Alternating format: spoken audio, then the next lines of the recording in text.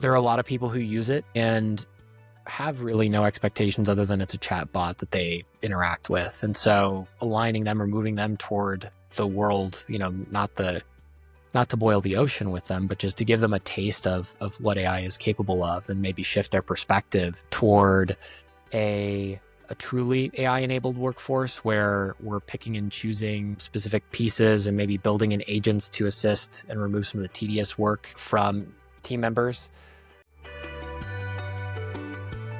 That spark of innovation, it's just waiting for the perfect combination of tools and talent to bring it to life. Welcome to Pitch, Build, Scale. I'm your host, Chris Fanchi, a recovering startup founder, veteran SaaS marketer, turned dev tech enthusiast and growth specialist. Each episode, we connect with the builders, the visionaries, and the problem solvers who are redefining what's possible with today's technology and pioneering the websites, apps, and software products of tomorrow. These are the conversations that transform how we build, how we sell, and how we scale technology businesses in a world where the tech evolves by the minute. Ready to stay ahead of the curve? This is Pitch, Build, Scale. Hello and welcome to today's episode. We have a very exciting guest. For those of you just joining the podcast, we are Big North Marketing and specialize in helping dev shops and SaaS companies scale their revenue. So if you want to learn how to take your SaaS or dev business to the next level, make sure you stick around. And if you're interested in a free growth consultation, just drop the word growth in the DMs. We're really excited to have today's guest, Peter Vasilion, CEO and IT division lead at Facet Interactive, a systems-first consultancy helping organizations leverage automation, business intelligence, and enterprise-grade web apps to transform operations and scale smarter. Peter's also a fractional CIO, COO of FlightFX, and a passionate connector who believes in building businesses through deep, meaningful relationships. Peter, welcome to the show. Thanks for having me, Chris. So let's start with your background and your origin story, so to speak. What first drew you into the tech world, and ultimately what led you to launch Facet Interactive? So I think my start in the tech world might be sooner than most people. My parents they were computer resellers way back in the 90s. And I can say way back in the 90s now, I guess. And when I was growing up, I was in the back of their warehouse where they were doing, receiving, and they were custom building whatever machines for their clients. And I had the opportunity to take apart, date myself, the Pentium 2 rigs that they were running around with. And that's how I cut my teeth to begin with computers and IT. And then from there, it became the hobby, the warning that we all get. Once you start taking your hobby and turning it into work, right, it suddenly becomes less and less exciting. But what it did teach me to do, or it instilled the love of problem solving and coming up with unique ways to solve things, especially in the early days of PC building, or at least my days of PC building, and trying to get through, right, getting systems to post when they're really like, what messages from the BIOS, what beep codes that existed. So going from there to stepping into going to college, getting a degree in marketing, which really was the marriage of things that I enjoyed at the time, which was creative. I wanted to originally get into film editing. And that was, again, a marriage of technical and creative, because I really enjoyed like NLEs, like nonlinear video editing, and was cutting my teeth on Sony Vegas, and quickly realized that there probably wasn't a career track that I wanted. So business school, into marketing. And that's where I got exposed to a lot of MarTech very early on, which is actually it was shocking at the time. There was a younger professor who was very interested in getting the students experience and exposure to Google Analytics and I don't even know if Google Tag Manager was around at that point, but getting exposure to some of the new technologies for MarTech that were coming out. And so getting those two, again, now the marketing and tech are getting, the creative and the technical are getting strapped together, and we end up getting into consulting on the side while I was in school, and then turning it into my full-time gig. I met my business partner, and we started building the current iteration of Facet Interactive in, I believe, 2014 at this point. And we met because we were working at his uncle's marketing agency in El Segundo, California, right next to LAX. And we both were in that same mindset of, we want to do more interesting things with technology. We want to push the envelope. And where we were at, they were interested in creative things. And we wanted to find that middle ground, and we were getting better at translating business requirements and things like that for their customers. And so we struck it out on our own, and we became business partners, probably a year after that. And we've spent the last 10 years growing Facet. And the goal of the business has always been to build systemic growth for our customers, much the same way that, Chris, you're focused, right? It's how do we find the lever in the market that our client, our customer, our partner can pull to bring new revenue, either top of funnel or if it's just growing their existing accounts. So that's been our primary focus and really driven us toward, how to be a good partner. And that's driven us toward, the question of AI, the question of automation, systems in design and engineering. And so that's how we've ended up where we're at right now. So talk a little bit more about that. How has the transformation of technology impacted the way you've approached the business side? So what's very interesting about the march of technology has been democratization of work, in that not allowing, let's say, not making work or making, like, let's say, inexperienced people more valuable in some cases. We're not trying to give juniors the ability to deploy net new anything into a client's environment, right? We still want to take a look at that. But what it has done is allowed a lot of the things that were gatekept from people because it required a very specific knowledge set to become more available and become easier to understand, or get that information in a way that is digestible by like a person who doesn't have 10, 20, 30 years experience, right? Been a sea change in enabling just even internal marketing teams to be able to make more, what I would say, like systems like decisions about their processes. Their tooling is much more, I would say, engineering focused. And whether anybody wants to acknowledge that or not, it's a very scientific mindset that was present in marketing for a long time is now being applied to even the content production portion of it, with your website or your collateral, right? Everything's testable now to a degree that wasn't before, and you can empower team members who have these great ideas with technology to be able to execute in a way that might have required a whole team before. And those pieces are where that's what we're trying to leverage as we work with our customers, is, again, how do we build systems or pick systems up off the shelf that allow a customer to multiply their value of their team and not necessarily qualify us for more work. And that's a hard line to walk, but it ends up being the best situation for everyone, right? Because if the customer's top line, revenue is going up, their costs are staying relatively the same, then that leaves a lot more margin in there for some more interesting product to go build new product or launch a new campaign that involves us or our team. And how has that impacted the actual engagements? What do expectations look like from clients now compared to 10 years ago? I would say that we've had to, the line between, I think that we've all run into this. Oh, you're like the marketing guy, right? Or you're the web guy. That nomenclature, like that idea, is starting to finally shift a little bit, in that maybe you're just really more of you're a revenue guy, right? You're really CR, conversion rate optimization. Like, you're helping us drive this specific thing. You're not just a cost at the end of the day that helps our sales team, right, move the needle with collateral, whatever it is. And that fundamental change over the last 10 years has allowed the teams that were kind of in the background to step forward and provide, I think, a lot more value to the companies that they work for. It's always nice to get a thank you too every so often. And we're getting more and more of those. But what I would say is, the expectations that someone's coming into a relationship with now is, a lot of people they understand that there are things that, and I think this is absolutely a generational shift.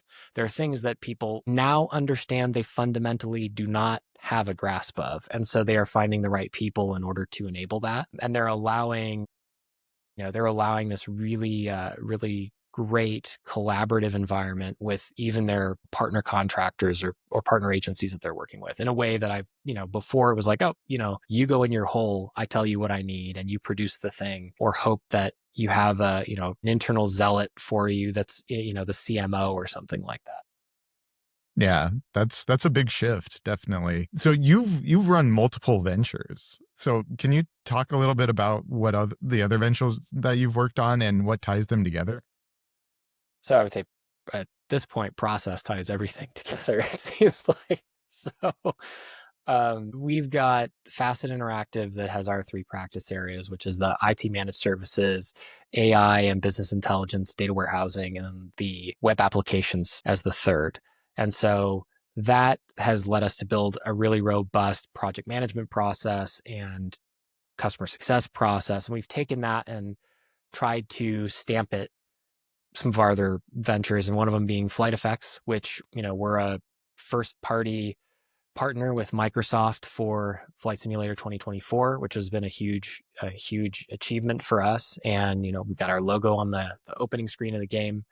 And we've had the privilege of being trusted with a lot of really interesting projects, depending on how tied into the aviation industry everybody is. The current major leaps in eVTOL technology for air taxis, right? Archer, and Joby were our projects into the game. So we got to work with Microsoft and bring that vision to life because of the way that we conduct ourselves and because we have a knack for breaking down very complex systems. So, my experience in there, I'm not the airplane guy. I will say that. That's Nick, our CEO, and I'm not the 3D guy, but my partner Jordan and I and he's my partner at Facet, and we're partners in FlightFX.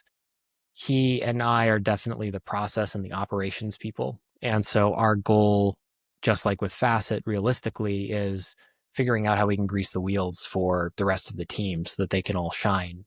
And we make sure, and try to support our A players where they're at and shift people around if we find that they're struggling or drowning a little bit. And part of that play is like a heavy leveraging of automation to drive a lot of that process into making it repeatable and reducing, the tendency, right, for every person. No one wants to fill out their CRM. No one wants to fill out the spreadsheet or do the thing. So how do we make that painless or less painful? And then, how do we leverage AI to make our development teams more effective? Or how do we leverage AI to help find the right types of information quickly and help complete research and look at different things? And like right now, even doing something as simple as writing a proposal or a statement of work or a work order, right? That in our pipeline is supplemented by an AI agent, and leveraging that across all of our businesses is something incredibly helpful. It allows us to turn things around more quickly and be more effective.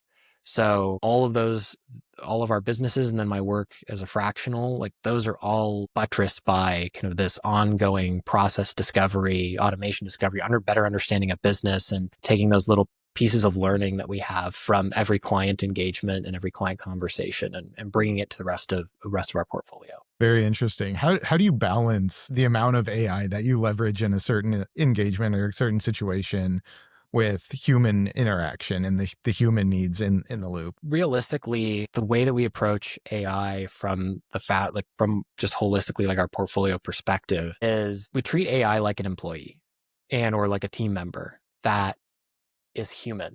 And at the end of the day, what does that person need to be successful? Do they need a person on top helping them and guiding them toward the correct answer, or the best answer? Might not always be the correct one, but the best answer we can have at that time. Or do they need, or is just that tool not necessarily the right fit for that flow, if that makes sense, right? That workflow, whatever it is. And in many cases, that's the balancing act of, is there an opportunity to treat this AI tool, this agent, as a person in the workflow? And then that means that there's still someone on top of that agent that's reviewing the work that comes out, reviewing the content that's there, or, injecting like a human approval into the process so that there's checkpoints. Or is this process, is it not AI? It's really automation. We're using AI for, vision or text recognition, OCR, whatever it is, image processing. And at that point, realistically, you're just looking for a set of inputs and outputs. And you've got your your factory press, right? Your steel press or your mill, and it does one thing and it pumps that one thing out, and you know what your inputs are and you know what your outputs are. So it's very easy for you to go, there was no reasoning realistically that went through this. So for us, that's kind of the line that we walk when we're evaluating and trying to figure out how much level of human interaction is just, if they were an employee, what level of involvement would a, supervisor or another, let's say peer need in order to guarantee a good output? So from a Facet Interactive perspective, when a client comes into an engagement, what are they expecting in terms of AI? What are their demands? What are they thinking? These are potentially people that aren't in AI every day as much as you and I might be. What are their perspectives on the AI? Do they see it as mostly a tool, or do they expect it to be much more than? No, that's a great question, Chris. I think it ranges absolutely from, maybe frame it this way. You have this scale of, and I think every client request kind of falls on this scale of lofty but attainable, and then it's just all the way on the right, and then you've got just unattainable but simple, or there's it's a matrix really at the end of the day. Where do these fall on this matrix? And there are client requests that'll come in and say, well, I want to spend a very, very small amount of money. AI has been pitched to me to do these 100 different things, and I'm just going to slash my workforce by 20% by injecting AI. And we're just sure, if this is the road that you want to walk down, you can erode your employee trust and do everything else that you want to do, because it's going to be this huge, change management process that you're probably not going to want to pay for. But the other side of that is, there's likely not, it's not an immediate process. It's not an immediate cutoff. It's not perfect. And that's why we keep coming back to the idea of AI is truly like an employee. Employees aren't perfect.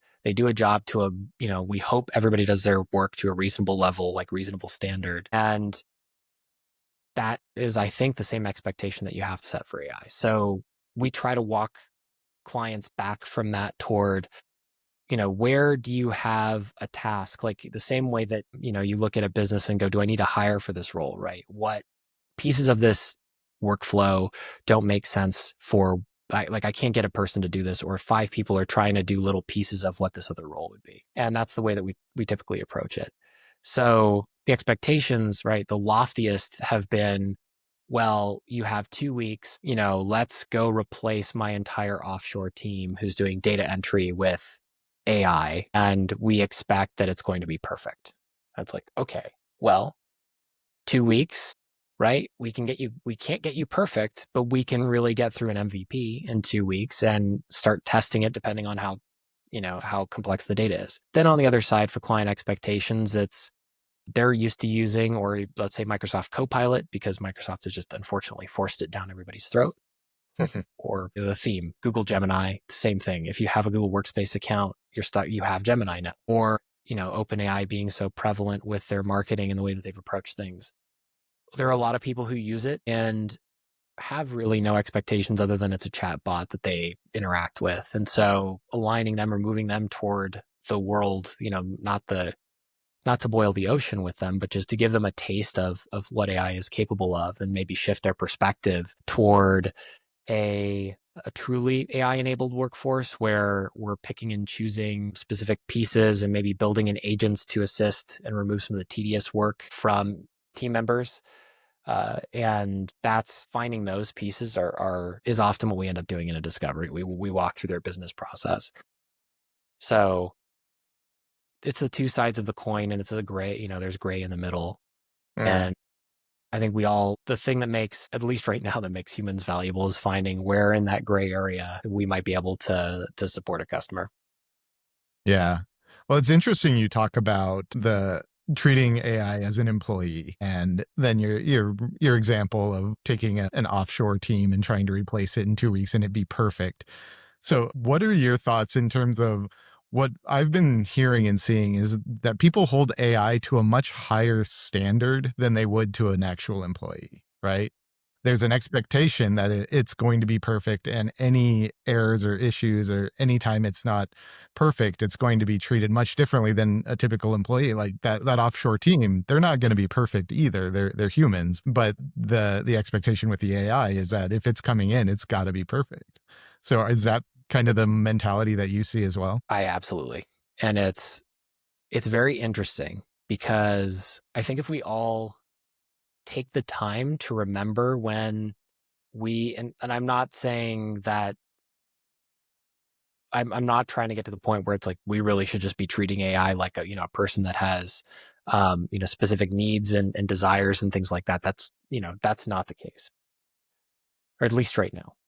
Uh, the when we're taking the perspective where people are very critical of the outputs they get, I think it's definitely a byproduct of, first, the fact that it's been touted as the Swiss Army knife, swath of information, and two, that I would also say the businesses that are the companies that are in the business of AI have become so valuable, and there's even that story, and so it's like people are tying the company value, the stock growth, or the customer growth, whatever it is, to the actual delivery of the thing on that platform. And there's absolutely tiers of users who understand the limitations of AI, even the newer models that are coming out. Those, I think, are the people who really, I would say, bolster the value of any of those companies, right? That's the more and more of those people that are there, the company should theoretically be more valuable. But there's so many people who just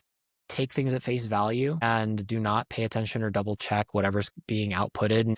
If the expectation is that there is something that is going to do work for you that never requires QA, then you've just not, that doesn't exist, people or otherwise. There are people that are phenomenally good, but some of those people, like, they have a day they're sick, they're not feeling well, there's a semicolon out of place in a script, and it causes, the script doesn't run, whatever it happens to be. Or, someone is doing copy editing on a website, and they upload the wrong image, it's a low res image, it's not the right, not Retina display ready, whatever it is. And having that, I don't want to call it but the human factor of understanding, but it's just a matter of what is this tool capable of at any given time. The tool itself and the power that's in the tool is that it allows individuals who understand what the inputs they have, and then what their desired output is, to basically not have to build the middleware to kind of bridge that gap. And that, I think, is the real power of AI, in that if you understand scripting, coding best practices, all of those things, or marketing in marketing content generation or visual content generation, and you're doing creative work, you can understand the input, provide a very rigid set of inputs like you would with a junior employee. That's typically what I would do. Is, here's your box, right? Here's your brief. Here's the assets for this brief, whatever they are, or examples that I want you to hit. And then here is my expected output on the other side, with generally here's what it should behave like. In those cases, gets things right frequently. And that, I think, in setting it up for success, gets you to that good place. But just in the same way that if you did not train an employee, if you did not provide them with a brief, if you did not give them the things to be successful, there's just a much lower chance that they hit the mark that you're looking for. And in the same way that people go, that person is a junior, or I did not give them the right thing because they can't read my mind, neither can an AI system. That's just not designed that. Have you had any instances where either an AI or an automation that you built or implemented for a client didn't work exactly to their expectations? And what were their responses to that? So I think we recently just built an MVP for a client. It was fast. It was like we got an entire B2B product catalog, including data scraping, up in 4 weeks. And part of that was using OpenAI and a tool called Scrape Ninja, and leveraging those tools in order to, grab product images and do other things from websites. But the expectation was, because we're doing this scraping, and this was, to be fair, this was on I think the 3.0 model. So there have been improvements, and I will say that it has gotten better since we did this first part of the project. But the clients go, oh, we're using AI, like we're paying for API access, all this other stuff. Like, how come it's getting the product descriptions wrong? Like, how come it's interpreting these things differently, or how come it can't tell what color this jacket is? And it really comes down to, look, it's working with what it has. So realistically, the best thing to do is pair. And what we ended up doing is just trying to level set on the expectation. To be fair, we did head that off at the pass. We said, we're going to try our best, and it's going to get us like 80% of where we need to go. And the last 20 is going to have to be like a virtual assistant. And so that's where we worked with them to build a task list for their virtual assistant team. And that's how we solved that problem. But it was without that level of communication up front, I think that there definitely would have been an issue where the customer would have been very unhappy with the way that the project went. But, at the end of the day, was even the basics for OpenAI in this process, did it save them from having to have a VA 3 months early? Absolutely. And that's so what it cost them $20, $40, and they got, plus whatever we paid for Scrape Ninja. So that's kind of that balancing act, is like, look, go hire your VA. You're going to get a decent VA, $1,500 to $2,000 a month versus what we're going to do here. And you let me know how you want to do it, because I can work either way. Right. Yeah. So transitioning back to Facet Interactive a little bit, what do your typical clients look like, and how do these relationships usually start? So our typical client, I would say, is more process oriented, and like our ICP varies depending on the industry. Realistically, our enterprise customers typically are relationships that we have through word of mouth, or through, someone has left from one of our former clients and they bring us with them because they liked working with us. But those are, we have clients in the healthcare vertical. We have clients, and we've worked with clients in automotive. We've done work for like nonprofit foundations, like large foundations. And the commonality there is, one, we're supporting multiple parts of the business. So it's not just typically like enterprise web applications or things like that. We're also doing data warehousing. We're also doing Salesforce consulting. And we're also doing a level of automation, or now it's shifting into this AI, the question of AI. And really what they're looking to do is, it's marketing, it's operations that are looking to solve or answer a specific question. And in order to do that, they need a team that can understand every aspect of their workflow. And so that's why they end up coming to us, because, myself, Jordan, our other senior development engineering staff, everyone has an understanding of business process, and it makes communicating at a high level and then translating those business needs very easy. So usually setting customer expectations up front is something that we're very good at, and we maintain those expectations and signpost well, because we can speak the business side of the equation and call out the iceberg for the iceberg well in advance. The smaller side of the market, where we get into small, medium enterprise and small business, is typically, our IT managed services. We're looking at, 15 to 50 person companies there, and they're relying on us to do the same thing, right? Leveraging our collective experience, but we have an understanding of the ways that certain businesses operate, and we can guide their IT posture in that specific direction, and their security posture and everything else that they're looking to achieve. We can help align them, even though we might not be delivering all of those services, right? That might be something that they want to just handle internally, whatever it happens to be, where they just can't afford to have full turnkey service on everything. So on that side, I would say, from our enterprise customers, our understanding of their business intelligence, data warehousing, all of these things, they benefit and help inform and appreciate working with us due to our collective knowledge. And then that helps to, they look at us and go, oh, their IT posture, Facet's IT is great. They know what they're doing.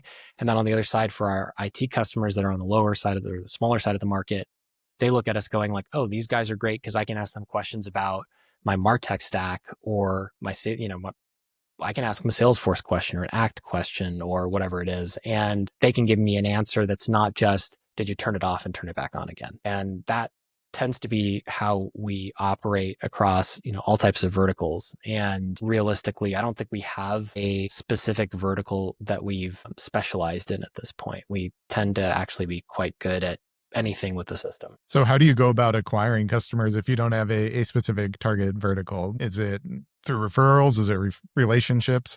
What is your method for bringing in new clients? So the method for our biggest, to be honest, our biggest source of new work is through word of mouth referrals and just people who enjoy working with us. We tend to, how would I say this? We tend to not champion our own accomplishments. We tend to make other people look great. So people tend to be pretty happy with that. It ends up always leading to more work because people can rely on us to deliver, and that makes everybody happy all the way up the food chain. But trying to find a vertical specific, like saying, hey, we're the best people for a healthcare, the healthcare vertical at X, Y, or Z, not necessarily aligned with some of those compliance focused industries because of the regulation that's attached. And so what we try to do is skate off to the side and make sure that when we are talking to healthcare, we're really talking to their marketing team. It's almost like the vertical is the team member internally, their staff internally. Those are effectively like the job description that we're speaking to. And whether it probably doesn't help us in that we haven't found that specific person, but what we typically find in enterprise is that no one, if I had a little one sheet that I walked in the front door with and said, hey, we're the best X, Y, or Z at healthcare marketing, it's likely not going to move the needle or open a door at the enterprise level. At small, medium size, yes, absolutely. On the IT side, we specialize in property management companies and recruiting firms.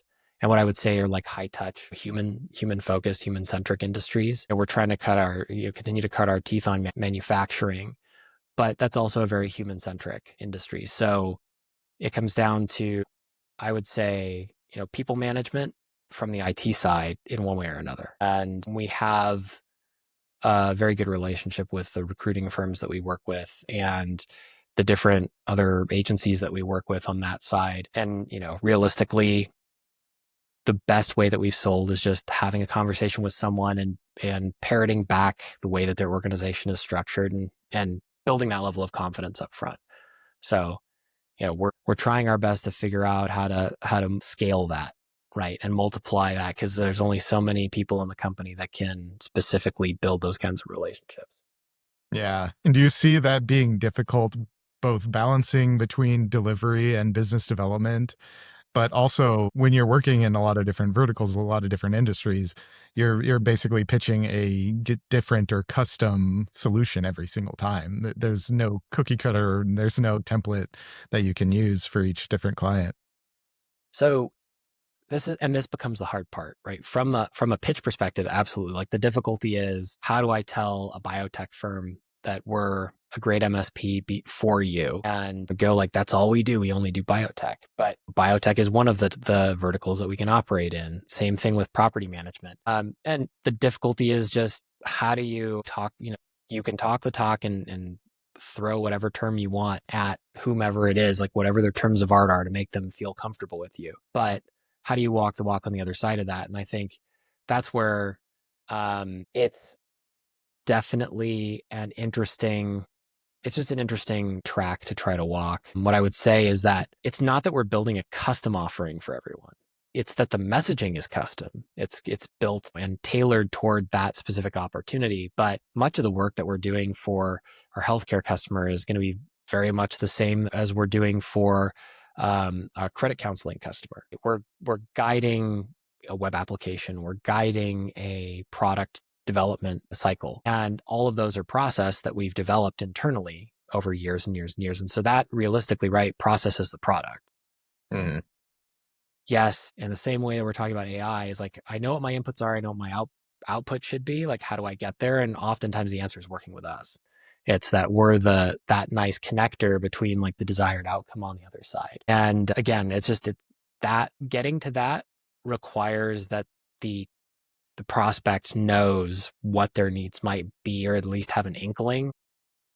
And that's something that's a challenge that we're trying to overcome, is how do we communicate that there's a team in the market that can understand all of this. We're not a McKinsey or Deloitte where you're going to be spending, $500, $600, $700,000 an hour to go work with, and you're going to get and be able to leverage the experience of a team that can handle both onshore, nearshore, and offshore delivery. We hit hitting the right price point, but also being human and understanding a customer's business, working with the staff that are there to build process and workflows that work for the existing teams. And we're not just there to, what I would say, we're there to multiply value, not extract value. And so that pitch, figuring out that where that target is all the time is hard.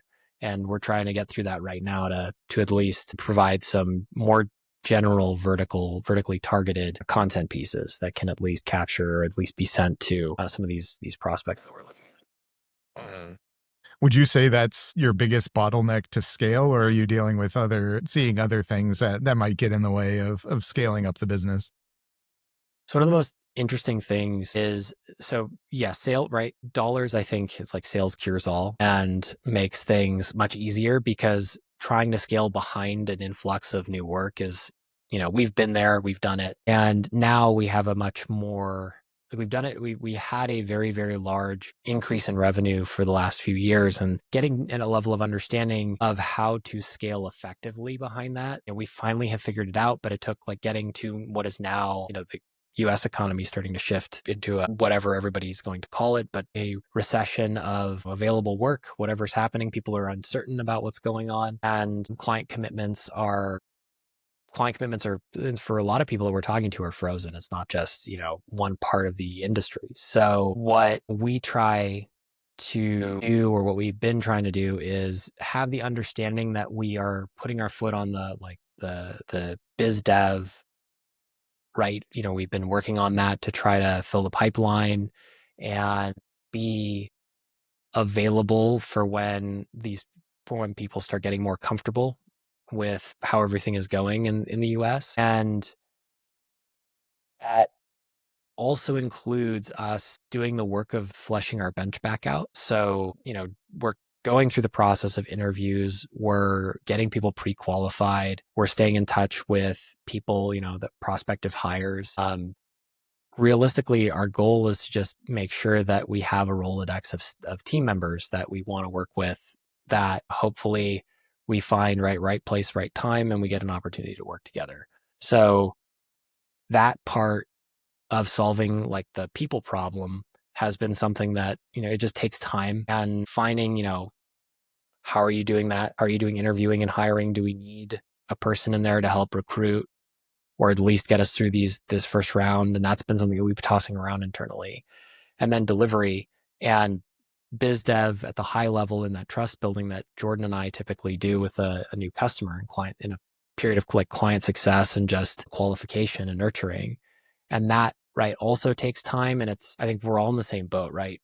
How can you be genuine day after day, and between these meetings where you really want to help someone, you're really interested in their business, but you've just been through 6 hours of meetings with the rest of the team trying to get through, moving a widget 5 feet. And that balance is something that we're figuring that out, and trying to figure out, bundling days of biz dev versus days of bench building versus client delivery on projects for high level strategy. So I don't know if we've solved it, as my short answer. And the way that we're trying to deal with it is we keep experimenting. Yeah, that makes a lot of sense. And yeah, what you said about building businesses right now, acquiring new clients, it's so much about the relationship right now, especially with all the AI out there. A lot of the outreach is becoming so clearly not human, and so building those authentic relationships is going to go a long way in the long term, especially for some of these kinds of engagements where you're going to be working with someone for years. It's not a transactional relationship. I don't think COVID did anybody any favors. And, the pandemic really, like Jordan and I were running the South Bay Tech Happy Hour, and we had the Culver Tech Happy Hour in Southern California for a while. And, Startup Coil, who was Zach, is leading that. When we started doing that work, it was great because we had a reason, you had a reason to be out with everybody once a week. And we were pulling very strong numbers, and, we had over, I think, 10,000 people in our meetup group at that point. And once the pandemic hit, right, that all went away. And we are now into this period of, what does this recovery look like even for basic in-person events and building those relationships? Because everybody's looking at it going, okay, well, do I really want to spend my time here? As opposed to, hey, it's Wednesday. Like, let me get out of the office for 45 minutes, an hour. I'll go to this brewery, like local brewery. They have great beer. I'm going to have a drink. I'm going to hang out with people that are, we're all in tech, whatever it is. And I feel like that kind of dissolved a little bit as realistically people went, oh, I'm really comfortable at home. I don't, and they're much more selective with their time. So trying to get people out, is even like a lunch or a dinner in some cases. Like, we've been trying to chase people down and get them out for even a coffee. And it's just, if we can make it happen, we try our best, but it's very different than it was prior to the pandemic. Yeah, it's one thing when you're already out because you're at the office, right? It's a completely different thing if you're working from home and you have to make that decision to leave the house, especially if you've been in your pajamas working online all day. Yep. So, yeah, absolutely. Well, Peter, this has been a really great conversation. I really appreciate the time. I love having these conversations about AI and the technology and what it's like working in business right now. Thank you so much for joining me. Can you tell everyone where they can find you? Yeah, absolutely, Chris. Easiest way to find me online is my username everywhere is usually at P Vasilion. So on Twitter, and I'll keep calling it that. Or if you're looking for me on Instagram, my email I'll share with Chris, but it'll just be heypeter@facetinteractive.com. And you can check out everything that Facet has to offer at facetinteractive.com. Or if you're an interested or aspiring pilot or simmer, it's FlightFX.io.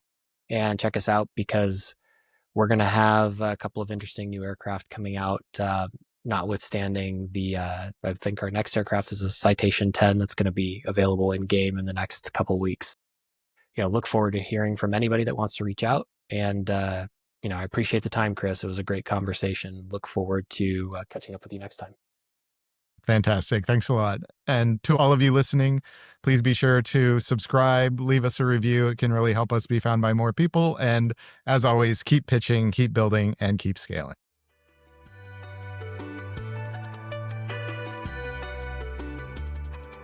Thanks for listening to this episode of Pitch, Build, Scale.